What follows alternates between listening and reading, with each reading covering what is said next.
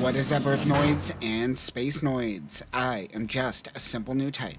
And in this episode, we're returning to AOZ Reboot. Last time, the Chester fleet returned to Mars to see that Rezeon has claimed control over the planet. Last episode was more or less the two sides showing off their fancy mobile suits. As they fight, the Enlay appears, forcing the Chester fleet to retreat. This time, the Chester fleet that is on the Mars surface begins an attack on Rezeon. A Titans group from Khartoum Base joins Mars Zeon forces to fight against Rezeon. And we see how a battle plays out when there is a flight ban on Mars. It's a lot of hovering, so let's get into this.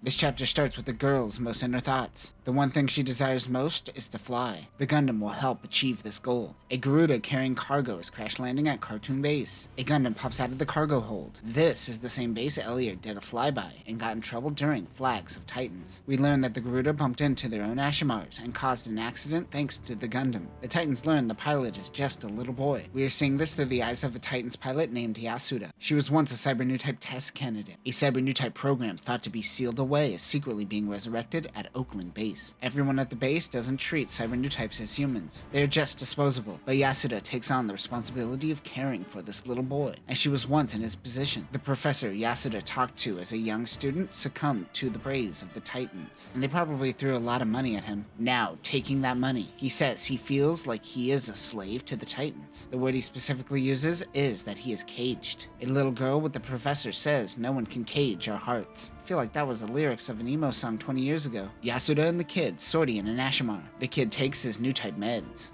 Yasuda spots Federation units on the radar. They tell her she is suspected of treason and to turn herself in. The boy takes control of the mobile suit and attacks. Meanwhile, the professor is being cryptic with the little girl about using DNA for nefarious purposes once again. And there is another like her, most likely referring to the little boy. The Ashimar goes down. The little boy has scars on his back from experimentation. They are trying to contrast the little girl with the professor, and Yasuda with the little boy. It's beautifully drawn, but those are a lot of words to say that these kids will cross paths. Yasuda commences tests on the little boy. She is still determined to fly. One orphan boy, Tedesco, is drawing Earth rabbits. It has wings like a bat. The kid mentions that all Earth books have been burned, so they don't know what they look like. There seems to be fake memories implanted, but she hopes to form real memories like her fake ones. The loser of the two wars now dominate Mars. The specific wording here is loser. A former Cyber Newtype for the Titans is now working in a bar located inside a Columbus-class ship. Her name is Mizuno, but she goes by Mercury. She also was the nun telling stories to the orphan children, and the one with the fake memories. She mentions that her pride as a Titan has been severely weakened. She is a clone that has been treated as an object in the past, so working in a host bar that is a gray zone for prostitution suits them well. Under their bar, they acquired a GUNPLA. Not as impressive when your bar is already in a ship. The GUNPLA is the closest to a Gundam, and they need a Gundam to get back the wings of Enlay. They get a Gundam head, making the unit a Hazel, essentially. They have been waiting 4 years to get back the Enlay wings. The Titans remnants all get drunk, during which they get a message from SSD. This is Starship Down. This is a reference to Watership Down, but in my headcanon, someone is a big fan of Season 4, Episode 7 of Deep Space Nine with the same title. That episode has James Cromwell. Wait, James Cromwell was also in First Contact. He plays two people in the Prime Universe? This is now Star Trek talk. SSD is an AU remnant group that is working as a space guard watch. The relay message annoys the Titans, who then start fighting with one another. Alcohol was a bad idea. Mercury says since we are going to die soon, you all need to pay your bar tabs. During these scuffles, one man wants to go back to Earth, but they will be executed. He says that might not be true as there was one soldier that got all his charges dropped. He is referencing Elliot from Flag of Titans. But bro, get real. Elliot had the best lawyer and the power of plot on his side. This drunken Titan remnant is definitely going to jail if he returns. His name is Hoshimaru. Mizuno says, won't someone please think of the children? One guy says, I watered down your drinks and you all got drunk and violent anyways. They could turn fake drunk into real drunk. They could turn this fake Gundam into a real Gundam. They're all really excited now. Mass delusions of grandeur and alcohol.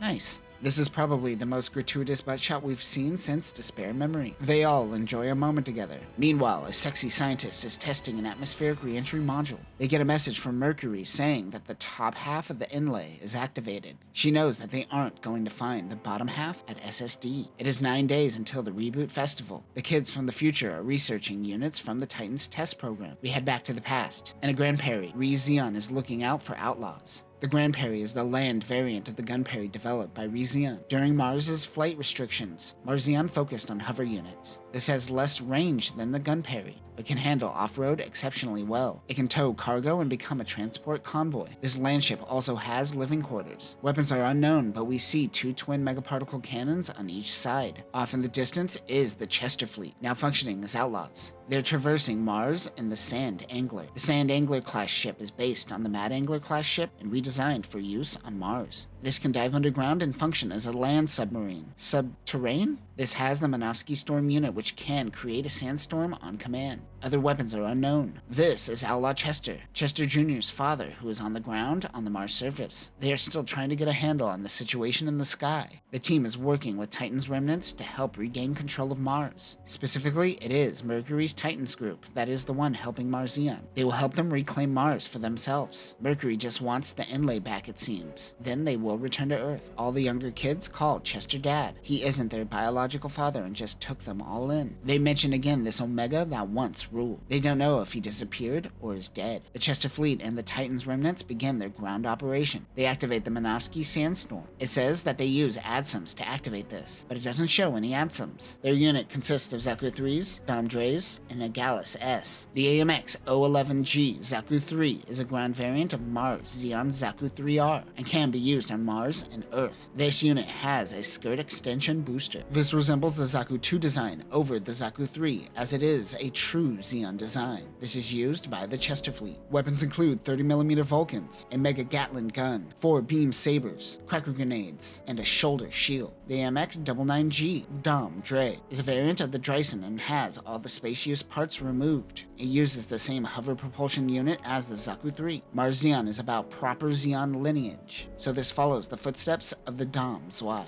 Weapons include a triple beam cannon, a heat saber, tri-blades, and a beam bazooka. The AMX 101S Gallus S is a variant of the Gallus J used by Mars Zeon. This has 2 forms. The Zeon guard type has a heat lance and a shield, and the colors derived from Lady Caecilia's royal guard. After Rezeon took over, the unit uses the Gyaradoga heavy arm type backpack and a large beam rifle. This is known as the Desert type. The Desert type also has machine guns in the fingers. Rezeon preps their Barzam 2 units. Wendy is in charge of the Mobile Suit Defense Force. She is young but idealistic. Wendy also hasn't seen a real battle. Alicia personally gave her squad these units to uphold the rightful lineage of Zeon. The ARZ-154BZ2 Barzam 2 is based on the Titan version, the BZ2 Barzam, and modified for Rezeon's needs. The Keyhard 2 equipment is removed for Wendy's configuration as she is still green. The Barzam parts were produced in the Arcadia Mars colonies and originally intended to use the TR-1 limbs. The blade antenna connects to the Eleanor surveillance satellite around Mars. The satellite connects via a Seikomu-based device and allows communication to the outside world during the Mars flight ban. This allows the unit to see a top-down view of the battlefield. The blade antenna is also used for intimidation purposes, like the Gundam head. Weapons are unknown. When the Grand unit is attached, it becomes the Gran-Barzam. They all attach the Grand units. The Grand unit is a product of a flight ban on Mars. Mobile Suit's primary form of transportation has become hovering. The Grand unit solves this problem. This is used for ground combat and transportation. It can carry 2 Mobile Suits and is technically classified as a subflight system. This is all based off of test data from Rosette's land battle form. The subflight system was tested with the Hyzak,